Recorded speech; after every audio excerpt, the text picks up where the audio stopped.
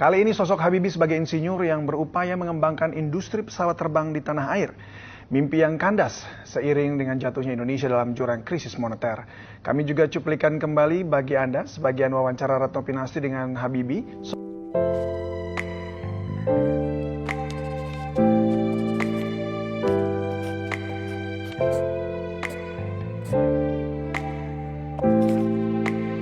Tapi kita selesaikan itu cepat mungkin. Tapi harus ada yang berkorban. Dikorbankan industri strategis. Nah, ini yang mengorbankan itu bukan saya. Karena yang menandatangani dengan IMF adalah Pak Harto. Saya waktu itu wakil presiden, sama sekali tidak ikut sepakat. Nah, yang dia tanda tangani atas saran dari tim pakar dalam bidang ekonomi waktu itu. Dia sarankan menandatangani. Nah, salah satu yang dia tandatangani ialah bahwa segera industri dirgantara atau industri strategis, pada umumnya khususnya industri dirgantara tidak boleh dibantu lagi. Padahal kita bukan dibantu, itu punya pemerintah, dan kita udah 80% dari pesawat ini sudah terbang.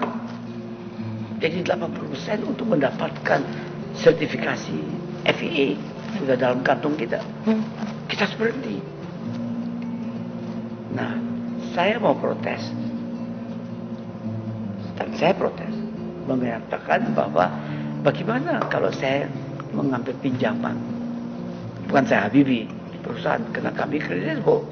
Tidak ada utang-utang yang... PT Dirgantara maksudnya waktu itu ya? Industri strategis dan PT Dirgantara. Kita bisa dijawab, tidak boleh. Karena utang kami banyak. Ya gimana? Bukan itu saja. Waktu setengah mati mau kita gitu. Dibebani.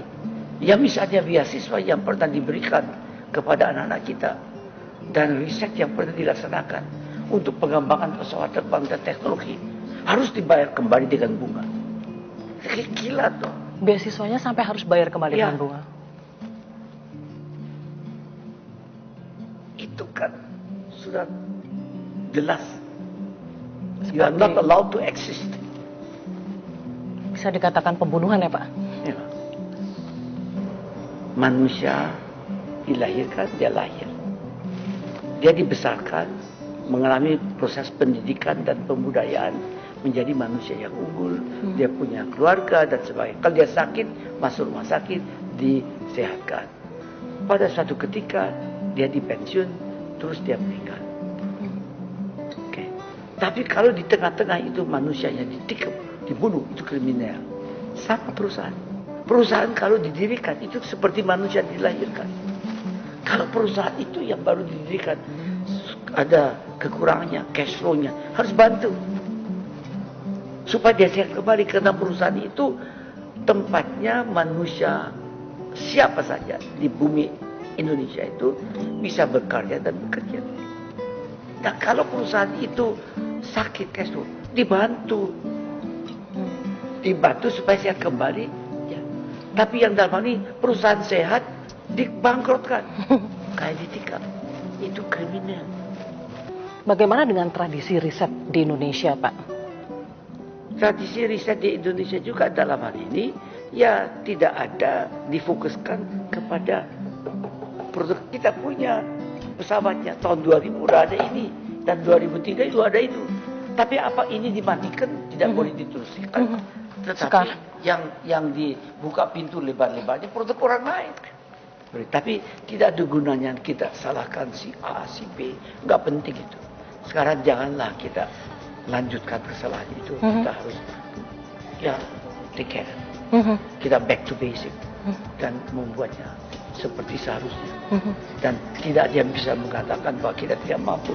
Kita pernah membuktikan di film Habibie dan Ainun diperlihatkan kan 2050. Kelihatan Pak Harto juga. Jadi tahu itu bukan main-main. It's real.